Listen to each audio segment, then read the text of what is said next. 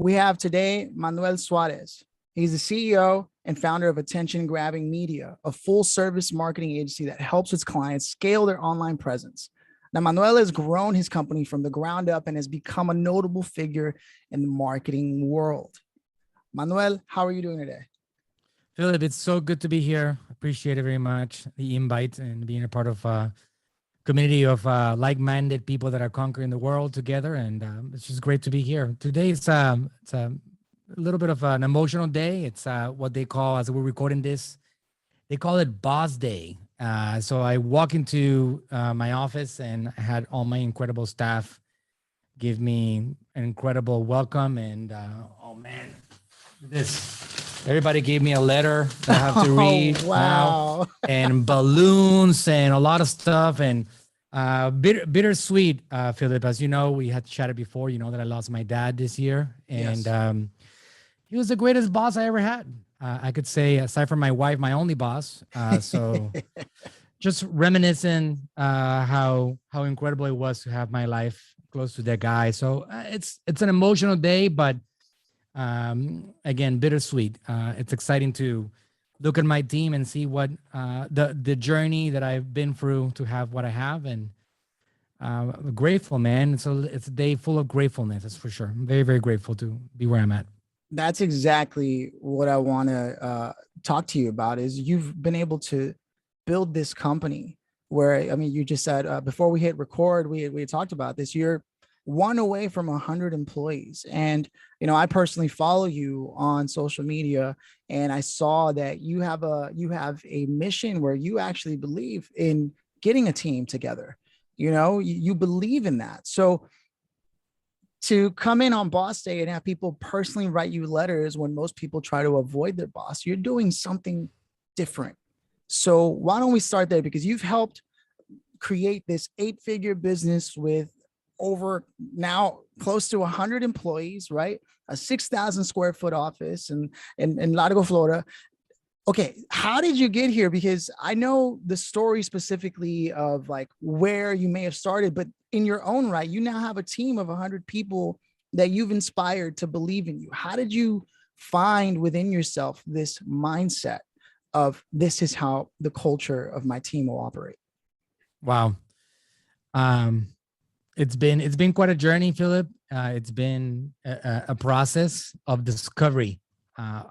Me growing up thinking that I was going to be a failure in life because I had no system education, and because the world told me that I was not supposed to succeed based on my journey as a child, as a teenager, as a young adult, just not believing in any of the system elements, and you know, just going through that journey step by step and getting to where I'm at here today. It's been incredible. I think that I can tell you, Phillip, that the fact that I have this team and I have a lot of loyalty and people that I consider to be friends, and people that are out there in good times and bad times with me, and they've been around with me for many years. I have one of my guys that's been with me for many years at this point, and he's told me in the past, Manuel, if you decided to sell AGM and opening up a burger joint and start flipping burgers, I'm in it with you. I'll go flip burgers with you all day long.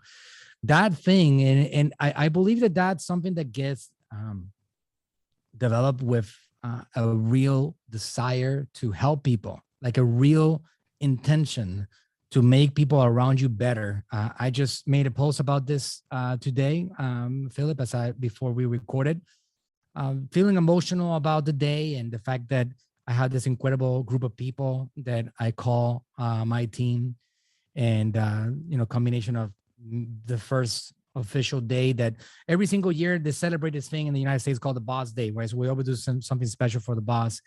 I don't have my dad anymore, and just remembering all of that, it makes me also recollect, remember the process of building this group of people, and it all goes down to, first of all, I'm a social guy. I really, really enjoy playing the game with people. I love hanging out with friends, and I enjoy that process.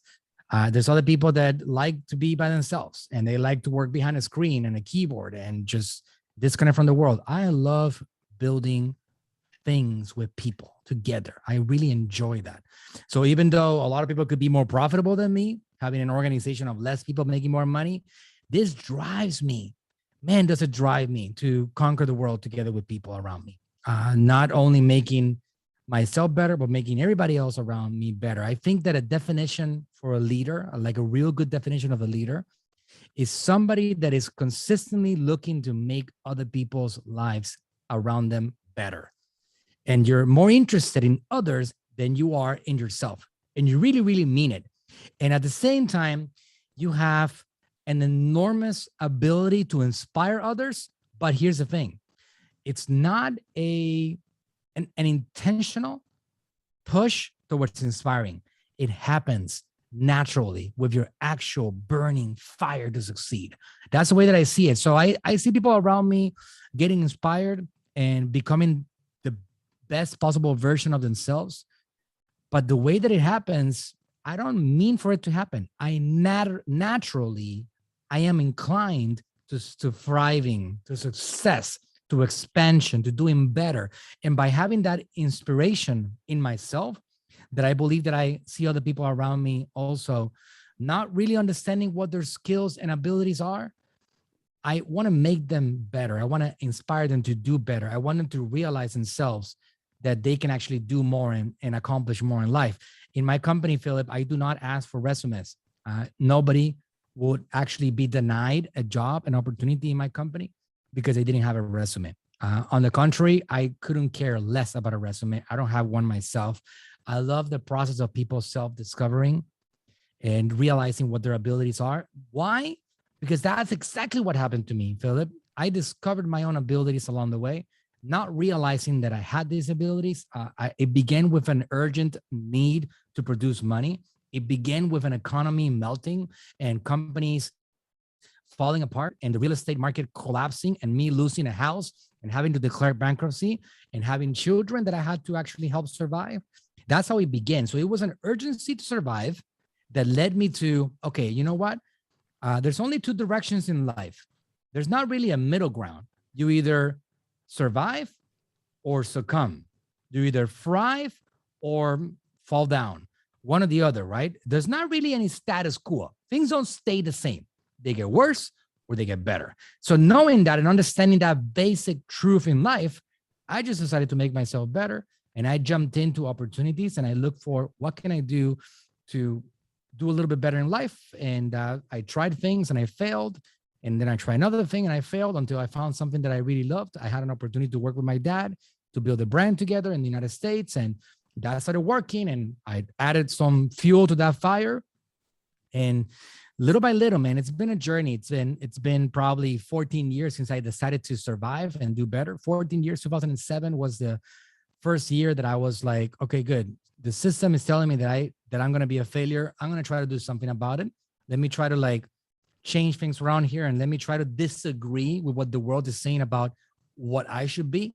And let me go and try to create my own future and create my own fate and my own destiny. And let me start doing something about it. And that's when I started doing things. Now, it wasn't overnight. I spent maybe a good solid 5 years failing some more, right? I really did. I invested in different opportunities and I learned how to day trade on the stock market, a complete failure. I learned how to maybe get hard money lending so I can invest in properties at a 25% interest, ridiculous criminal rate and start to flip them. And that was a failure also. And I kept on trying until I discovered this thing called marketing. And I fell in love from the moment that I understood the definition of marketing, which is that process, obsessive process, capturing the attention of somebody to lead them towards a customer journey. I just fell in love and it became my thing. And I didn't stop from that point on. And it's been a great journey over the last, I would say now 8 years of doing something right and expanding to where we're at today of this incredible team. You said that I'm about to hit 100 staff. Well, I have 150 people on our Natural Slim brand, and I have almost 100 in our marketing company, which happens to be the number one asset that our Natural Slim brand has, which is my marketing company. That's amazing. I love your definition of marketing. It's this obsessive process to lead someone towards the customer journey by grabbing their attention. That's such a clear definition, and it's very like, this is exactly what we're trying to accomplish, and we do it well. And you combine that with the burning desire that you developed, and that you admit it took 5 years to even figure out that this is where your secret sauce was going to be. That's good for someone to hear. And so if you had to go back and do it all over again with the clarity that this was how you were going to start, and you knew you had to build a team because that's how you're motivated, that's how you're inspired, right? How would you do it if you went back and started from scratch with zero team, but you knew you wanted to be in marketing and you had to build a team because that's what kept you on fire? How would you do it again? So the one most important skill that I believe an entrepreneur needs to have, ability, is that recognition of opportunity. You need to be able, and that sounds like a very general statement, but let me break it down. You need to be able to observe what's happening in the world today.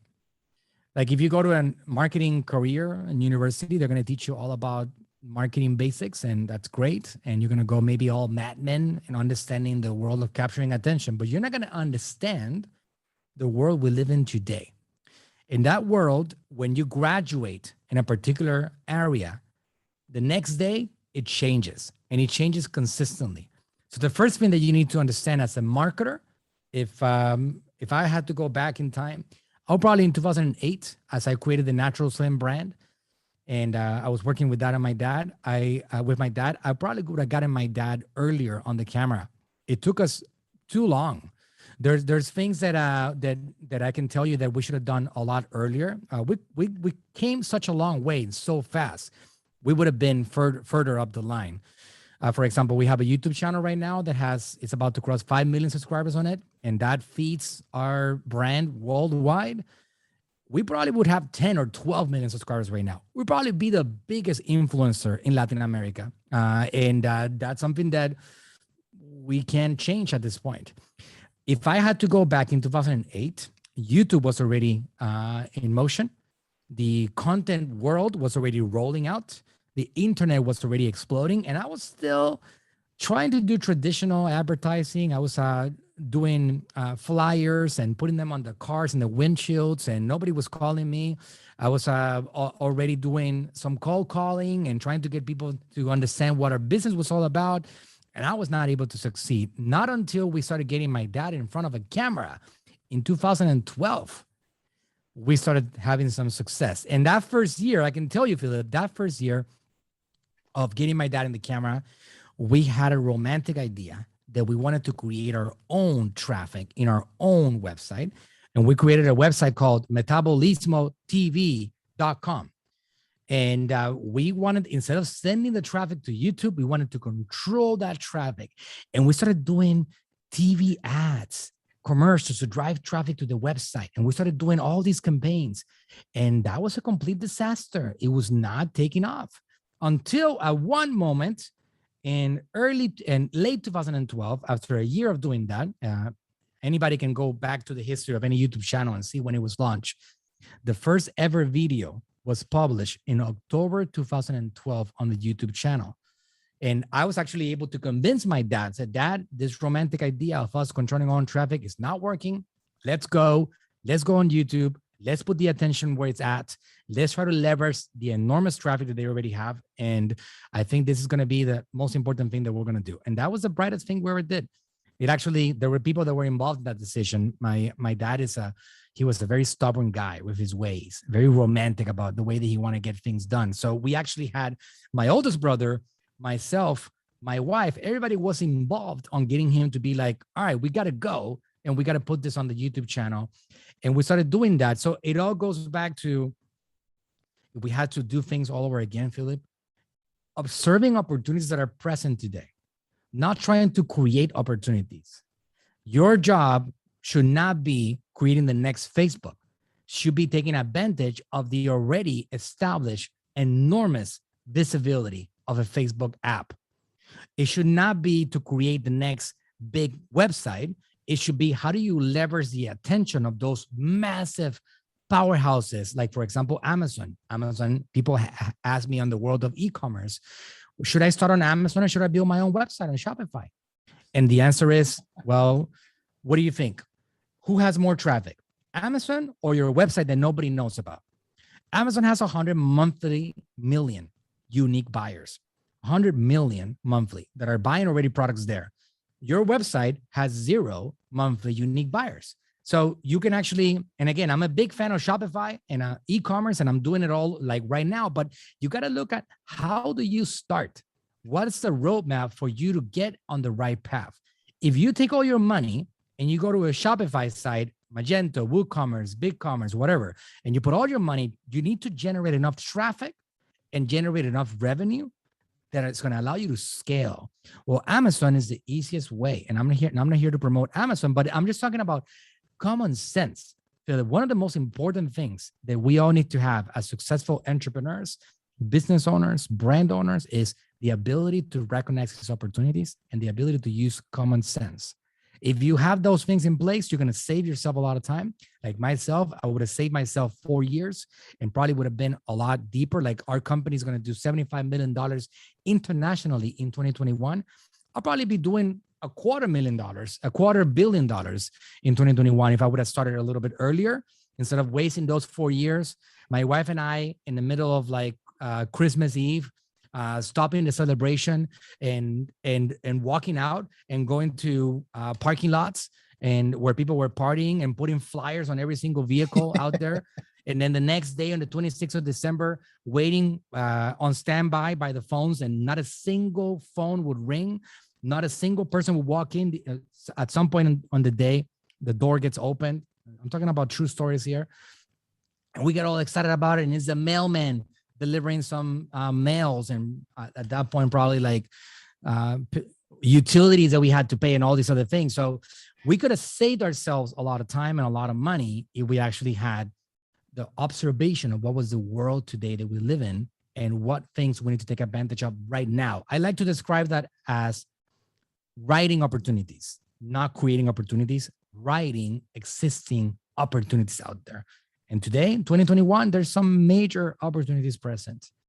And we can talk about that for sure.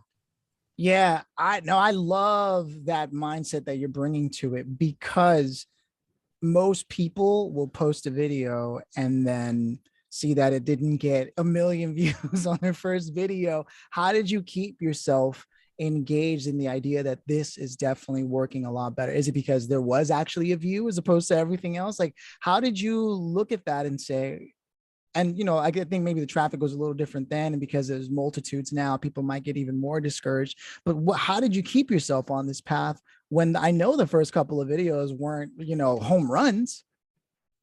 No way. We always joked about that with my dad, and my dad felt like he was a crazy man talking to himself. Because for a full 6 months, being a 63-year-old man, talking to a camera about his passion, about the subject that he would talk about all day long to his family, to his friends, he wouldn't stop talking about this subject. He's talking to a camera just like you and I right now, and nobody was watching, and that's a reality. And he just kept on doing it. I think that it's all depending on at an individual level, Phillip. You gotta stop paying attention to the vanity numbers and how many views and comments and engagement at that first year, as when you're creating content and putting it out there and putting yourself and your message out there consistently. It's all about yourself first getting more comfortable with your own voice and feeling like you do have a message, and also a conviction with the ability that you have to influence the life of somebody else. There's a reason why they call these people influencers. A lot of them are more influencers than others. My dad was an influencer. He had the ability to spread a message and had that person listen to that message and have that person apply the information that was on that message and see results. And that led the person to believing and trusting in whatever my dad had to say. So whenever people consume that content, they believed in my father and whatever he was talking about. So we were not selling to people. People would call us in our Natural Slim brand, and they would say, whatever Frank is talking about, I want in. I want to be a part of that. So it's the conviction with your message and your ability to spread that message. There's different strategies, Philip. I get to work a lot with people that have e-commerce brands. They don't really have a message like my dad. They just want to sell more products. But they all have to realize that this journey of building a business is a long-term journey, and it doesn't happen overnight. And I've actually accomplished success with some people that are not unicorns. I like to call unicorns people that are content creators that we don't have a lot of them in this world. My dad was one example of that.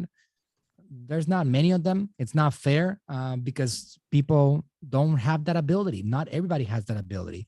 They don't have the ability to sit in front of a camera and talk and really captivate an audience, dramatically just get these people like starstruck with attention. And not everybody can do that. And not only that, maybe they can, but not everybody wants to do that. They just want to sell their products. They want to sell their services. But if we all understand that the journey is like, this is one of the biggest cliches, right? In the world of business, is that it's not a sprint, it's a marathon, right? This is something that you got to be willing to do long term. You got to put your head down and you got to do it, because you're doing something that goes beyond just that one body of yours. They also call that building a legacy. You're pushing on doing something that when you're not around, which, trust me, it can happen to any of us any day now, when you least expect it, when you're not around, there's a continuity of what you created, and it doesn't just die with you. And that's actually an important part of, I can tell you, my focus is to build a legacy. My dad's content, my father's content is being seen still by 40, 50 million people every single month. And that is living way beyond his one body, that now continues to spread his message on this world that we call the internet, that our ancestors never had a chance to be a part of, which is quite amazing. I love this. And it would be a missed opportunity if I didn't ask, how can a Latino wrap around their head, a Latino would-be entrepreneur who wants to get in this and wants to open themselves up to this possibility, but there's a lot of baggage and there's a lot of self-limiting beliefs. If you're in America and you're Latino, it's the representation, and things are getting better, but being a successful entrepreneur who happens to be Latino, right? How would you, and this is obviously a very specified segment, but I believe it's worth exploring, how would you encourage them or have them thinking about the pursuit of entrepreneurialism? Philip, Latinos are such a powerful market at this point, and it's one of the most powerful, fastest expanding markets that are out there. In the United States alone, our natural swim businesses, as you know, our biggest side of the business is the United States, and we service Latin American people only. There are over 50 million Latin American people living in the United States of America. That is a bigger population than most Latin American countries out there. It is an enormous amount of people in this country that have the same exact ability to open up their wallets and give you their credit card information and give you their money, because they live in one of the best economies in the world. So the Latin American population is something that is just getting started and is thriving, and a lot of people are just focusing on delivering to that particular audience. And I like to describe it as an underserviced audience. So one of the things that one of my goals, Philip, is to talk a lot more to our Latin American people, because generally I have seen that the Latin American world is several years behind what happens in the USA. So this massive boom that we've had on e-commerce, on social media, digital marketing, all those things are basically at that stage right now that the US was 5 years ago. It's just getting started. There's a massive opportunity. They're using the content and the platforms like crazy. And all you got to do is get some courage and start spreading your message and be consistent about it. And it's so much like, it really does start with mindset. We can get really practical about this, and we can talk about the game plan and the step-by-step that you have to execute, but you got to really have that mindset in place, to conviction that your products and services are great and you can really help people and you can influence them positively, and a desire to play the long game because you really believe in what your business is all about. Like, you're willing to go and put yourself on that marathon that is going to be here for a long time. it's going to be for years and generations. And hopefully you can pass on to your children. And it's a long game of you to capture attention, generate more business, more revenue, and take your business to the next level along the way as you are writing these opportunities that are evolving in this world of the internet, that it's a brand new world and it's still in development. I love that because it is. I've often thought to myself, I'm half Latino, and I often see how underutilized my entire half of my identity, that which is really my whole identity because I was raised in a Latino household, right? I often think to myself how little I use it outside of meeting with my family to eat dinner. I rarely get the opportunity to exercise that entire part of who I am. And yet there's a whole economy behind that, just waiting to be tapped into, or a whole team that can be inspired to be part of that, to help tap into that economy. And I also agree with you that more companies should be looking at how to explore and serve these markets that do have different needs, similar needs, but different needs. And nothing is catering to them in the marketplace that I see today, unless they speak English specifically. And it's a very American thing. And that's cool because we are in America, but at the same time, don't miss the opportunities, right? And if you are a Latino entrepreneur, I'm thinking to myself, take a page out of what you've said, right? Which is, and I just want to recap here, right? This mindset is going to be super important. You have to have the conviction, if not practice, until you find the conviction that what you have to say, offer, or do for someone else beyond yourself is important, that there is a significance behind you taking this step forward. If you feel that, then trust it and do it, but be prepared for a long journey. This is what I'm understanding at the core is the nucleus of the operating software, the system that you run with. And then from there, pretty much anything else is up to you to paint with whatever colors you want as an artist entrepreneur. Is that correct? Yeah, I like to say, Phillip, this is just because sometimes I talk very big picture, right? And how do we get more practical about this?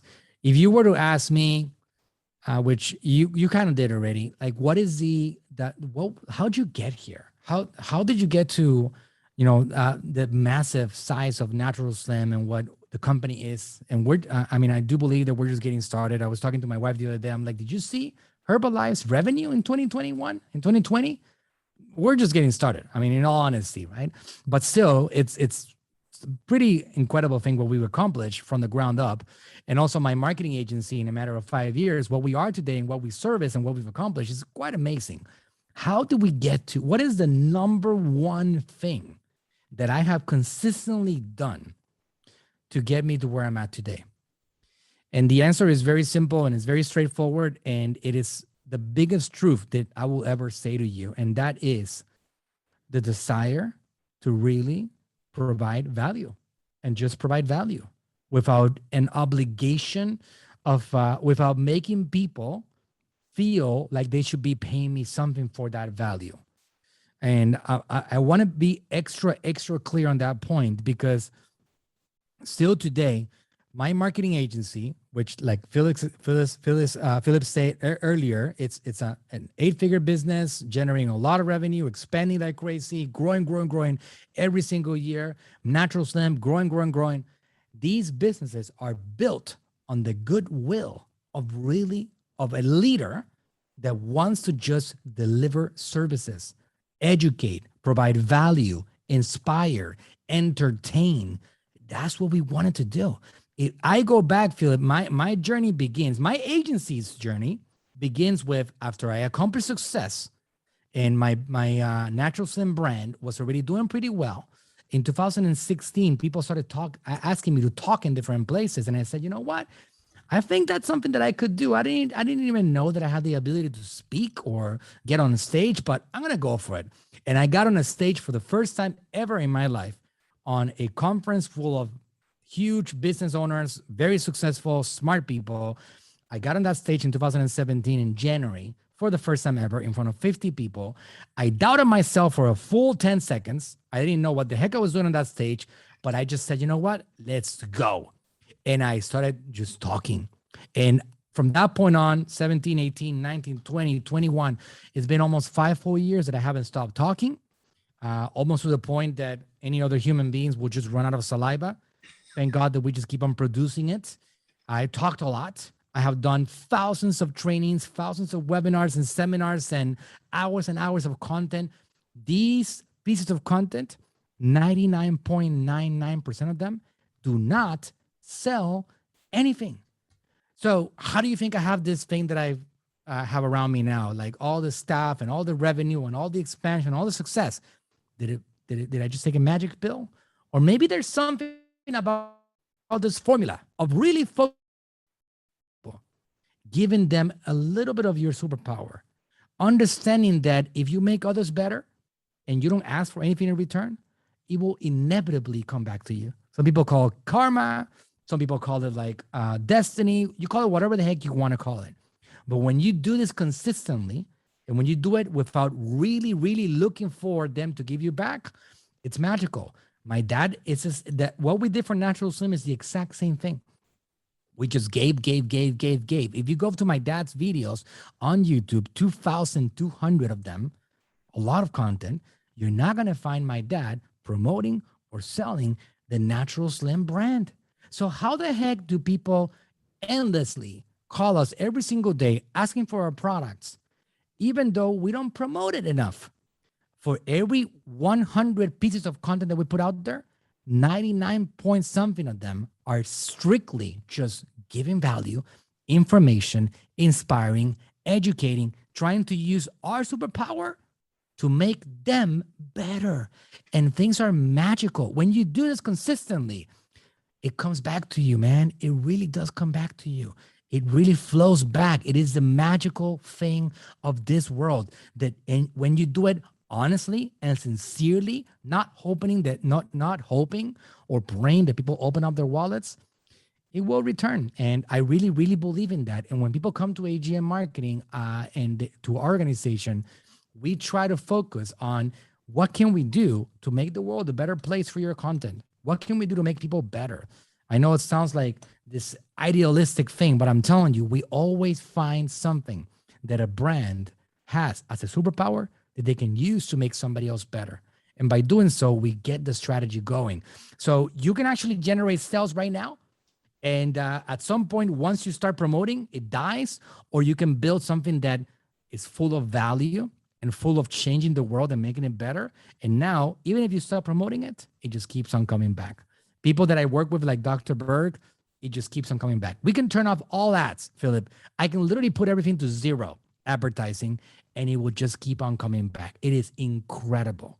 And it's been tested over and over again that when you focus on giving first and not asking and trying to hold your breath as long as possible, you win. You win the game. That's the way it works.